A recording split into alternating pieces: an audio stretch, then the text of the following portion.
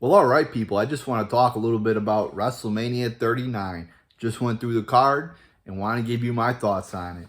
So the first match we got Rollins versus Logan Paul. A lot of people are Logan Paul fans. I like to think he's overrated. He's wrestled in like 3 or 4 matches. Is he athletic? Yeah, he is. Does he have some good moves? Of course he does. But at the end of the day, he's a celebrity wrestler.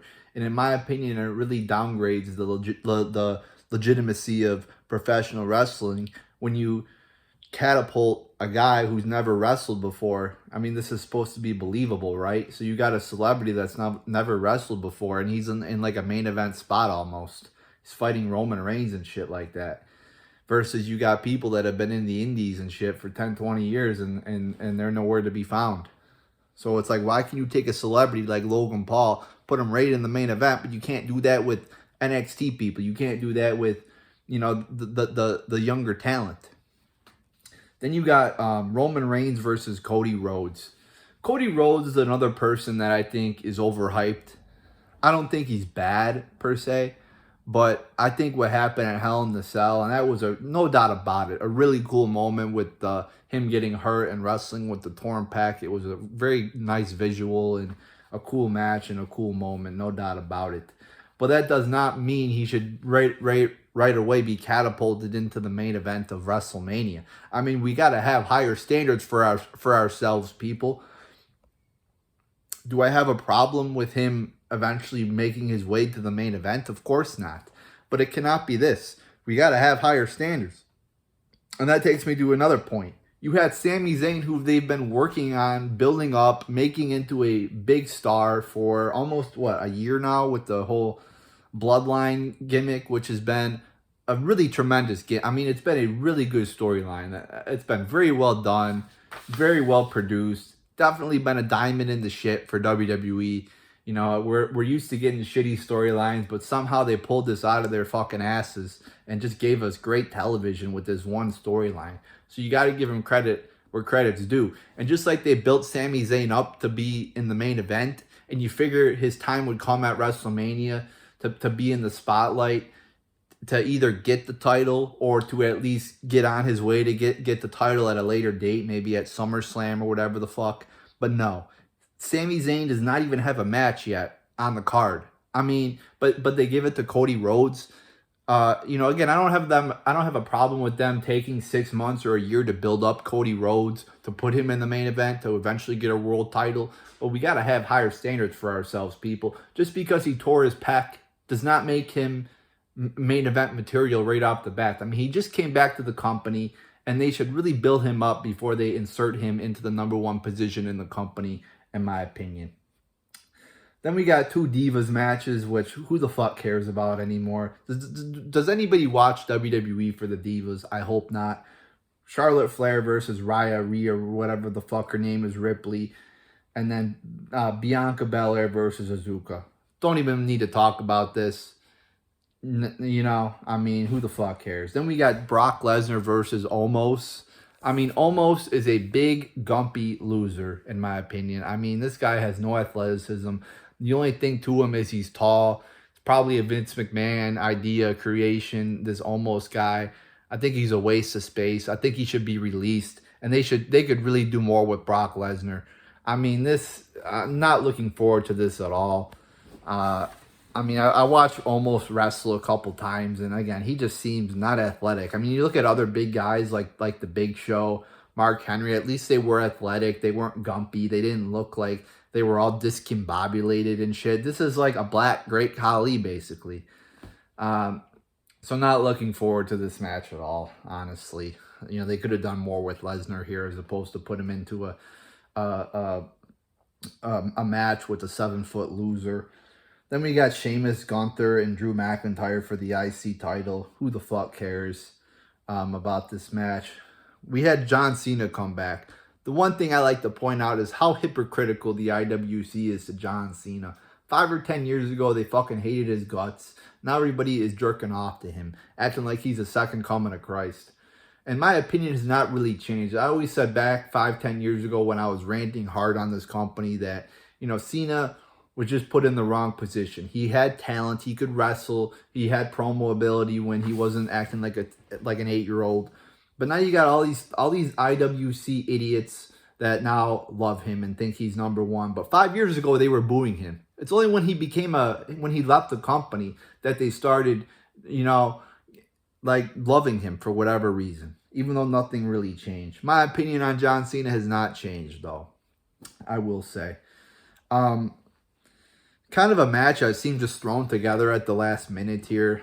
But there's no doubt about it. Cena's a legend. He's a draw. He's very talented. He's had his shitty moments where, again, WWE wants him to act like a PG retard. But he's definitely one of the best. No doubt about it. And it's cool to see him back for a WrestleMania match. Don't know too much about Austin Theory, but cool to see Cena back. Wish they would have brought him back a little bit, like in January or February to at least build this match up a little bit more. But nonetheless, hopefully there is a good, decent build to this match. So definitely potential with this one. Then they're bringing back Trish Stratus and Lita, the fucking MILFs from the Attitude Era now. Now they're fucking, 50 years old. They gotta reach their fucking hands into the Attitude Era and bring these motherfuckers back. What, they don't have enough divas? All we heard about for the last 5 or 10 years is divas, divas, divas, the diva revolution bullshit. And now we got Trish Stratus and Lita facing 3 jobbers, apparently. Again, nobody gives a fuck about this match. Then we got Edge versus Finn Balor. Finn Balor, a guy who, again, had a lot of high hopes from NXT. But apparently, he never amounted to much of anything, honestly. It's cool to see Edge back a little bit. It's getting a little bit old, honestly, after a while. The guy's up there in age. He's a part-timer. But I guess it is cool to see him back. So, this is okay. I don't have too much bad to say about this. Then they have some fatal 4-way matches, apparently, with men and divas tag matches, which just really scream filler to me. And looking through this card, even from my perspective as somebody who watched the product religiously and now is more of like an observer of the company, nothing on this would make me tune in and be like, yeah, let me watch this. There's no big matches, no, there's some okay matches, but nothing that really, garners your attention. And I know they talked about Rock and they talked about Steve Austin and, hopefully we get some kind of surprise. It doesn't have to be a match though. You don't have to keep putting these 50, 60-year-old, washed up wrestlers in matches. Just have a little segment, that would be so cool if Austin would come out and just cut a promo with somebody, or The Rock would come out and cut a promo with somebody for 15, 20 minutes. They always talk about matches because again, of WWE's inability to build new talent. And every time they get a big star, it seems like, they go part-time. They go to Hollywood. That's the MO of WWE, unfortunately. All their top stars, The Rock becomes a star, goes to Hollywood. Cena becomes a star, goes part-time, goes to Hollywood. Now Roman Reigns is becoming part-time. The only star that they built in the last 10 years, they cannot even hold on to him. I don't know why. Who the fuck knows why the reason is. But Reigns is honestly the only star they've built in the last 13 years. I always said in the 2010s, WWE failed to build the next big star. Well, they did start to build the next big star in Roman Reigns, and he is, no doubt about it, a big fucking star. There's no doubt. But he's now becoming part-time, and he's kind of moving on from wrestling, it seems like. Slowly but surely. And he's becoming part-time, which isn't the worst thing in the world.